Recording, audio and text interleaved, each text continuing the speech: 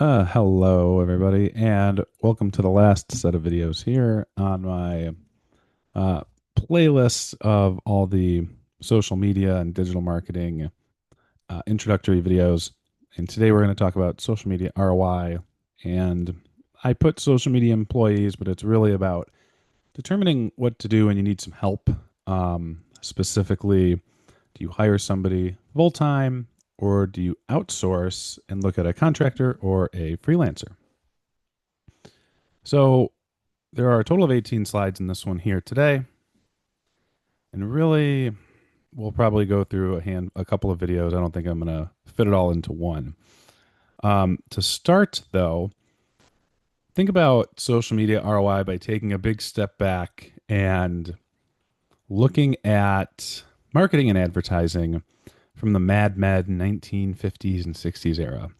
When we think about back then, the only two major ways, I guess three ways that you could really promote a brand was one, through magazine advertising, two, through billboards, and three, through radio advertisements.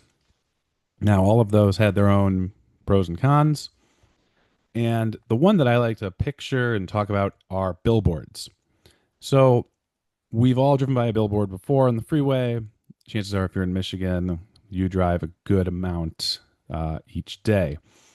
And when you go by a billboard, it's pretty obvious, what it is, who it's for. But think about, how do you measure the success of a billboard? How do you measure the ROI?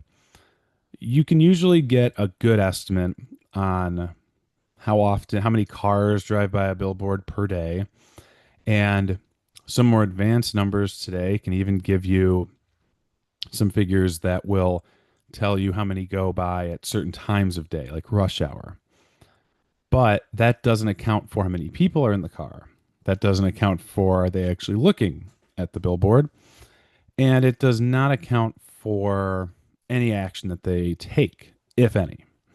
So if you think about impressions, it becomes a very difficult number to measure. With magazine advertising back in the day, it was very much just based on circulation of the magazine, how many people receive it, and that was about it. But then pricing was very much based on how much space you had on a page. These traditional marketing methodologies were really hard to show ROI for, and it was largely based on correlation. So if you had a business that started advertising, say a business was like, "Oh, we're gonna invest in 10 billboards," and then suddenly their revenue started increasing a little bit. They could pretty easily appoint, pretty much say, okay, this advertising is the reason for this. You didn't actually know, you weren't aware of any confounding variables that could be out there, but really, we'll just say marketing and advertising ROI has come a long way. But somehow today, there's a lot of money still spent on all these traditional methods, despite all this advanced analytics that we have. And through this playlist here, I'm not going to go through all of them. There are hundreds of metrics that you could measure across all of the different social media platforms. In fact, I would argue the most important measurements of social media don't even exist on the social media platforms. It's based on what happens afterwards. For example, back in the day when I started my first couple campaigns on Facebook. I was trying to drive signups for an event. This was an in-person event. It was a free event, but if we could get people's foot in the door, that would be great. And I remember it was something that I didn't get any signups for the first time I did it. I got a ton of website traffic, which is what Facebook could measure back then. It was back then you could also connect Google Analytics to it, but you had to use a UTM code, which we don't go over in this course. We don't get quite that granular.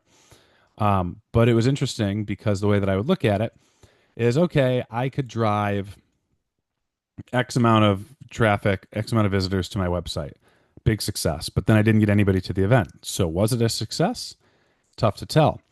Now, Fast forward about 10 years after that, not quite now, but close. Um, recently ran a campaign, again, looking for event registrations. I was able to connect the event website integrated directly with my Facebook ads, and from there could properly attribute registrations to my ad. Not only that, I could attribute the people, the names. And from there, I could then at the event, I could determine what the no show rate was and what the actual attendance rate was. And this was a paid event. So I could tell when it was all said and done how much money I actually made from this, what potential future revenue I could make from this, because people who attended from the ad also were going to be pitched a couple of other things. And then suddenly I had this very lengthy and fairly sophisticated system to tell, based on my advertising efforts, how much money I was going to be, what the ROI was going to be, how much profit I was going to get. Now, if we look at this from a definition, first off, we're going to look at this from both a paid social and organic social standpoint. When you first think about paid social, it's pretty straightforward. Most of the time, you are advertising products. Most of the time, you are using this formula here on the second bullet point. It's called the ROI by revenue formula. If you've if you're an MBA student, you are probably familiar with something like this. It's profit divided by your total investment times 100. That just gets rid of the decimal point. And I would say it's very straightforward. However, social media from the organic standpoint is a little bit different. A little bit more difficult to figure out what the return on your investment is. And that is why I added the third point, which is ROI by brand awareness. Most companies are going to use the ROI by brand awareness formula for organic social. And that really depends on how the company values different KPIs. Before we get into really the definitions of KPIs and what those are and how those work together, I do want to take a moment to explain some of the realities of social media. So, throughout the last couple of weeks, I've been sharing a lot of playlists, a lot of videos with a bunch of different strategies, social networks, how best to grow a brand on social media. And one of the recurring themes has always been that the brand needs to create value. You don't want to be overly self-promotional. And if you look at any of the really big corporations, you'll see none of them do the overly self-promotional thing on organic social media. In fact, I would argue most of them actually don't need to put a ton of effort into social media. There are some things that they do, there are campaigns that they work with, but some of the largest brands like Coca-Cola here, they're not trying to drive revenue from organic social media. They are just trying to keep the brand up, trying to increase some awareness, and that's it. Coca-Cola has dozens of sub brands and sub accounts. If you search Coca-Cola on Instagram right now, you're going to see a whole line of Coca-Colas. Some of them are going to be location based, some of them are brand based, some of them are something else. And I picked this image, one, because it didn't have a bunch of comments that were inappropriate, but two, it shows you more of what Coca-Cola's brand is really like on social media. That is partnerships, collaborations.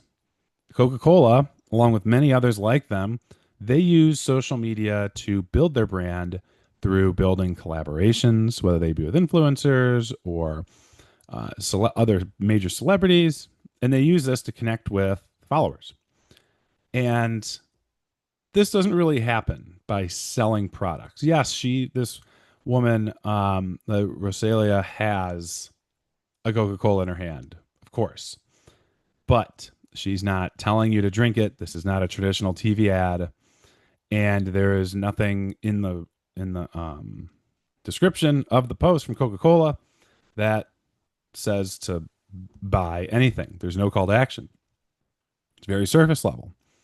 Because again, Coca-Cola is just trying to build a brand, and it's their goal. Their social, they don't need a social media goal to sell product. Their goal is just to build brand awareness. And when your social media goal differs from the revenue, or I should say the ROI goal, that's where you run into problems.